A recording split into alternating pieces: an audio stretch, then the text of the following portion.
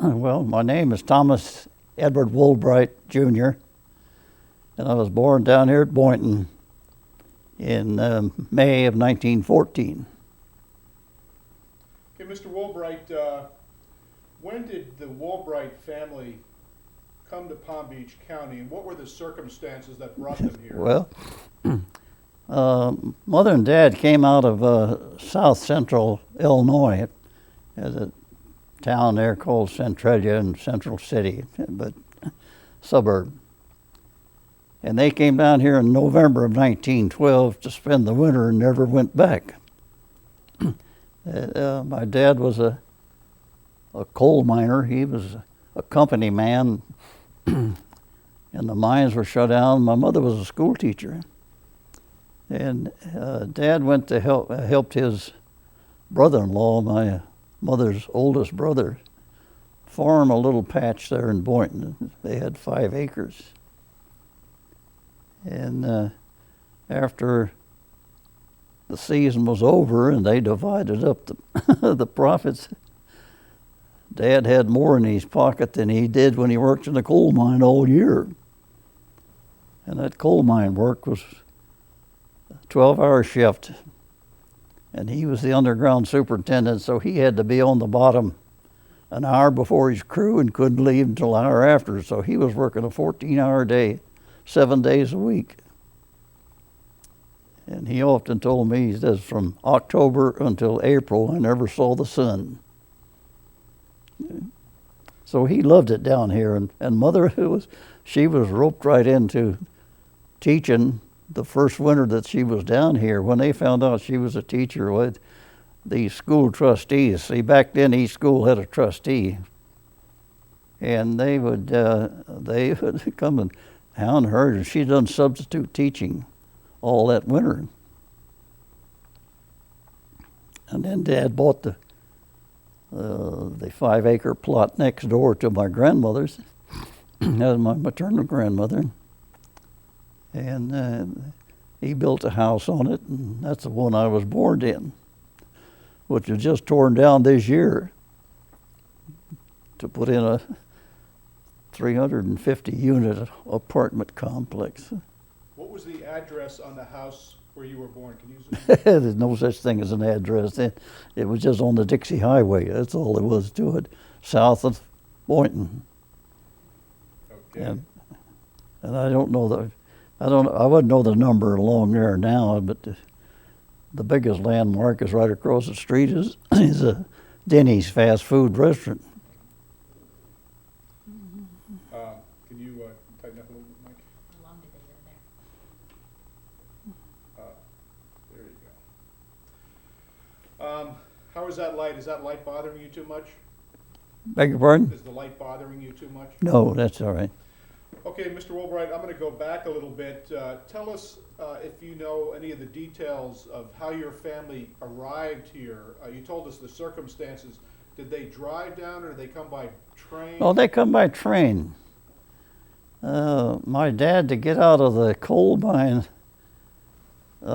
he took a tour of about 3 years or 4 years working on the railroad for the Illinois Central out of Centralia. And of course, he was entitled then to have a employee pass. And so my grandmother came down here in July, and they settled first in Lake Worth.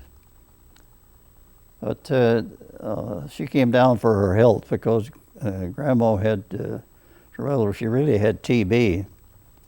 And they told her she had never finish another winter in Illinois.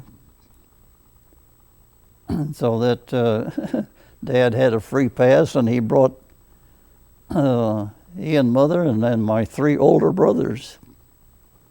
They all came down to see how Grandma was doing, and that's they got settled in, and Dad couldn't believe that there was any place in the world that in February you could walk around in your shirt sleeves. He said, "This is a place for me."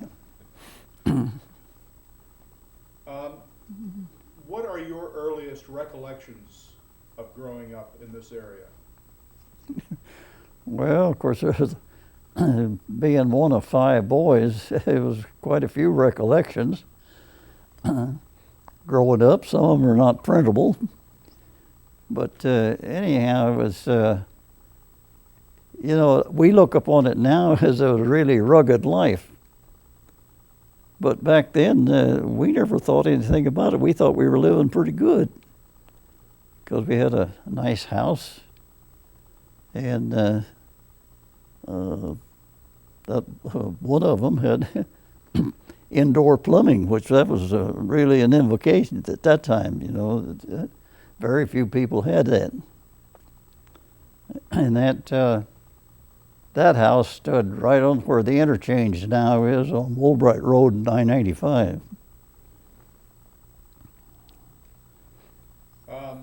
Tell us about your early homestead there, the house that you were just referencing a second ago. What was that like? I didn't understand that. The actual structure of the house. Oh, it was a all wood frame. It was a big 4-bedroom house. And my dad, in the summertime, he would work for various people as a carpenter, building. And he worked on this one when it was being built. Now that was made, all of it was made out of this old Dade County pine, which was a long-leaf yellow pine. It's as hard as nails, and you could take a 6x6 and almost set it afire by just putting a match to it, because it was loaded with turpentine. But that house stood there and stood through all the storms, including the last big one we had through this area was 47. And it stood all of those storms very well. Tell us about what your typical day was like as a young boy growing up in the winter time during the school year when there weren't too many tourists here. What was the winter day like for you and your family? Well, the only recreation that there was in the entire area was the ocean beach. And we were over at that every Sunday. As after we went to church, I was over to the ocean, and us boys all swam. It was a picnic. Mother took a picnic basket with us, and practically, I would say 75% of the town, the settlement, was there on that beach too on every Sunday if it was a nice day. And that basically was the only recreation that they had, except with us boys always, as growing up, there was always a sandlot baseball game going on somewhere. And it finally developed that did, right around the boom times, that all of these little towns had their own baseball team, and they played one another. And, what was your weekday like? You're getting up and going to school, and your mother preparing to go teach. What was that like? Well, what was it like? It is not really hard to describe, because it was just, you got up, you had your breakfast, you took your brown bag for lunch, and you took off through the woods to school. Because we lived, most of the time, when I started into school, we lived at about 2 miles from the school. And of course there was no school buses, and we lived at the end of a dirt road at that time, so bicycles was the main transportation. But we had to push that bicycle out to the Dixie Highway, which was a mile away, before we could find something solid to ride on. What school was it? What school? Yeah. That was the Boynton Elementary School there. And then I graduated from the Boynton High School there. Tell us about your school days. What was a typical school day like for you? Well, school days, I would say the teacher really taught because she had control of discipline. And about the only man teacher that we had was the principal of the school. But those teachers had discipline, and if if you got a little bit out of line, why, you got the seat of your pants dusted off. And they weren't bashful about doing it either. So that she had the entire attention, because the teachers then taught 2 classes. They was a teacher for 1st and 2nd grade, 3rd and 4th, 5th and 6th, 7th and 8th, like that. One teacher taught them, because there wasn't that many students. In the combination of the 2 classes, there probably wasn't more than 22 or 23 children in there, if that many. Do you recall the names of any of your teachers or the principal? Well, one of them was Professor Williamson. Of course, we always called him Prof. Williamson. I can't remember right now just what, but he was more than just a principal. He was an educator. He taught us boys some of the facts of life, and that was done with a board too.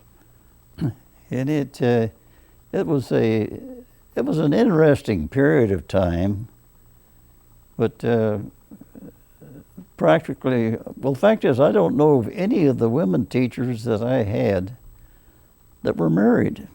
Do you remember any of their names?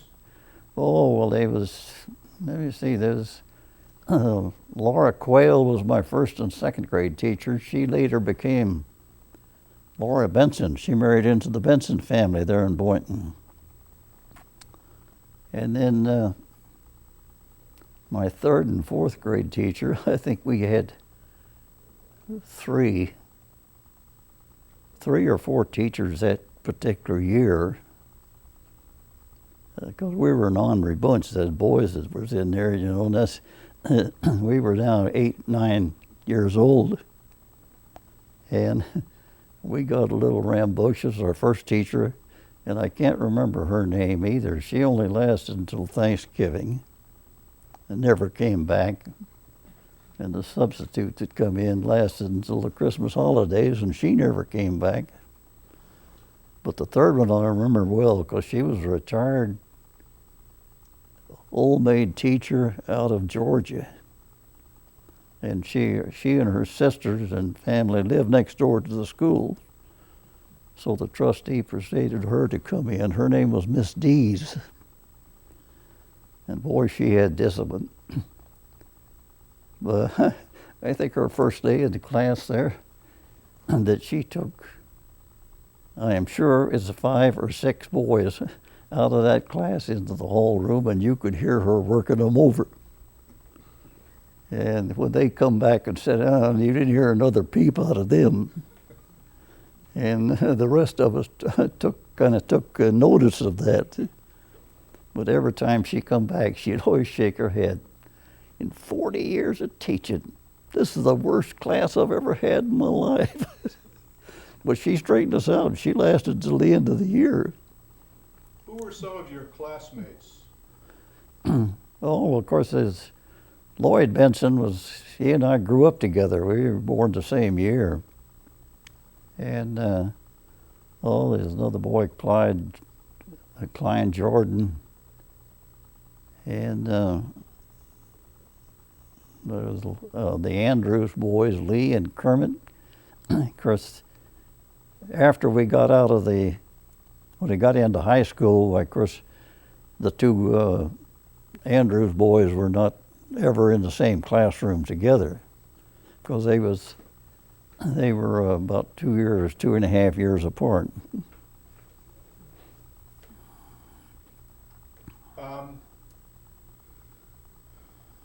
What were your brothers' names? Or who were the children in your family? What were their names? Well, the oldest one was Burl Meredith, and the second one was William Turner, and the 3rd one He was named after his grandfather, but his name was Dr. Alexander. And then I came along as Thomas Edward, and then when my kid brother, that was James Gordon. No sisters? No sisters. I guess that's the reason I've lived to be 89.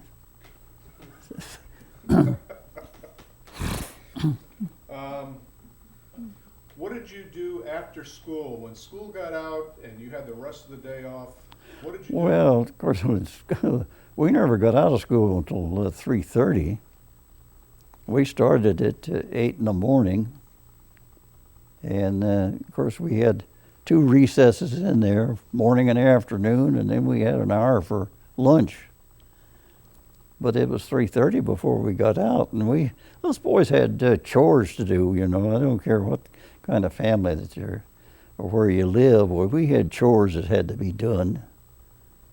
And one of us had to milk the cow that we had, and another one had to feed the chickens and water them. And that was about it, you know, that there was very seldom was any lawns to mow because you just didn't have any lawns. A lawn was something that cost money because it had to be watered and fertilized. But there was always a growth of some kind on it. And maybe once or twice a year, my dad would come in with a mowing machine and mow everything down. What years are we talking about here when you were in grammar school? Well, I started in 1920. Okay. My first grade was in 1920. What was the town of Boynton like at that period? It was just a small settlement that probably took in a geographical area of probably a mile or a mile and a half square.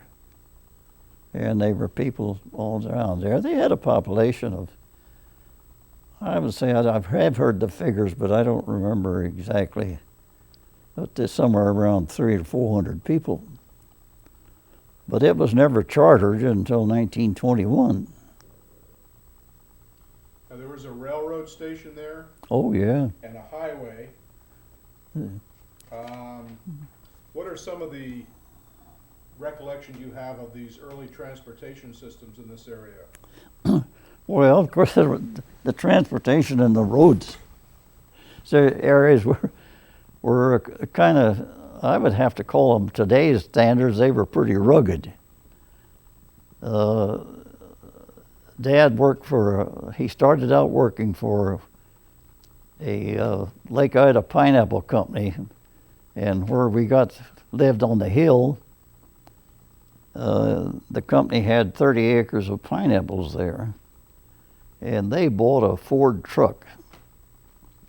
It was the second Ford truck that Henry Ford developed, a Ford 1-ton truck. And it was the company bought the second one that come into Palm Beach County. And he bought it from an agency by G.C. Barco in West Palm Beach. And it was one of those old, it didn't have a generator, it had a big magneto flywheel.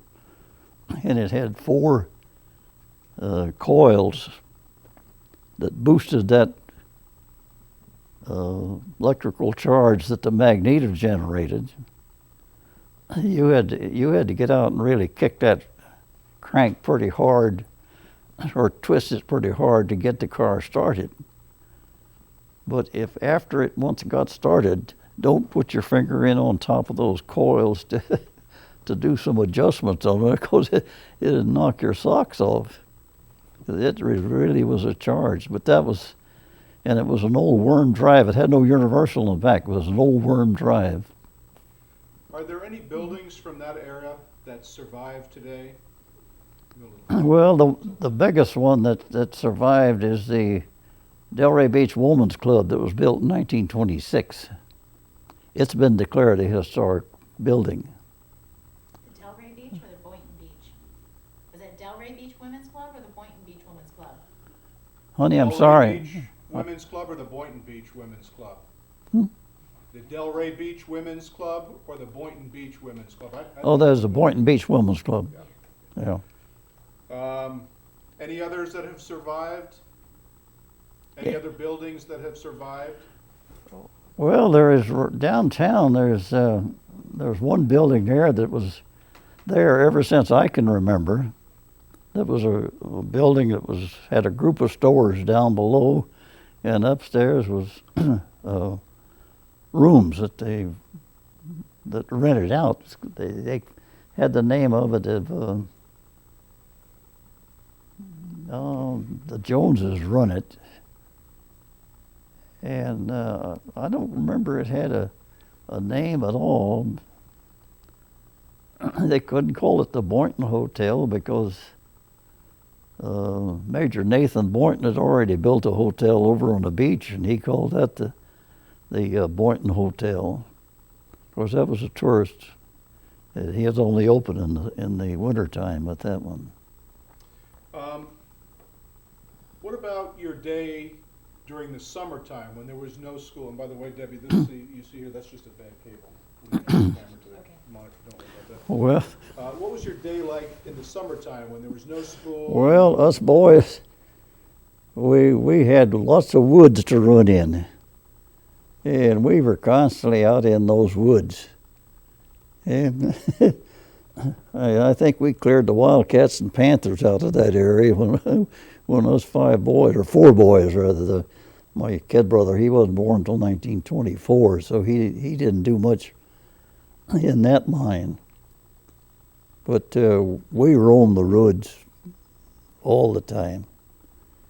And the Lake Worth Drainage District had just built a drainage canal connecting lakes, Lake Ida and Delray and Lake Boynton, and went on up to the Boynton Canal. Now they started that in 1915, so it was dug back by the back of our house there, which was probably somewhere around 1920, somewhere in that neighborhood. They dug that canal through there. And we used to go down there, the four of us, and we'd strip off our clothes, and my brothers would hold mine up over there, wad them all up and we'd swim across the canal. And roam around back over in there and come back and do the same thing. And one time we had a little dog that was mixed breed. I don't even know whether it had any breeds or not at all. But he would jump in and swim across with us. But this one time, we all swam across, heading back home, and we had called for the dog, and he come running down, jumped into the canal, and started swimming across. All at once, he disappeared. We never saw him again. A gator got him. And the only reason I guess the gator didn't get one of us boys, if there's too many of them, was kicking up too much of a fuss. Were you able to see a contrast between the summer season and the tourist season, and the number of people in town and the traffic and all the things that we associate with the tourist season? There was a difference, all right, because we knew that our tourists, had come down, and they stay in the Boynton Hotel, and he also had cottages, 2 or 3 cottages on each side of his hotel. And we had people would come down. They came down primarily out of Michigan and the Ohio and the Illinois area around Chicago. And some of them rented places in town, a house that people would have. They'd have a little livable shack on the back end of that property, and they'd move into that and rent their house out. They could get an enormous thing of about $600 for a season. Now you can't even get one for the day for that. So was there a big influx of capital for the local economy with the church? Well, of course, they brought in some money, yes. But there wasn't a great amount of difference in that. It is not, to a kid it wasn't noticeable. The only thing was we'd mentioned, well, some more Yankees come in today. And that was about it. Was the school a big influence on the lives in the community? Was it a focal point that brought people together, or would that be more the function of the churches? Well, that was primarily the church's problem, or that was their duty. The schools, I don't ever remember having, as long as I was in grammar school, of having any kind of a pageant or anything of that type that was brought all the parents together. That what brought the parents together was get out of line, and then they all come into most of them to pat the principal on the back and tell him if he doesn't behave, warm him up. That was it. Now today, if you come in, first day if you touch them, they're going to sue. We're going to interrupt for just a second and give you a little break while we do a tape change, okay? Mm-hmm. We're going to change the tapes. So we're going to just break.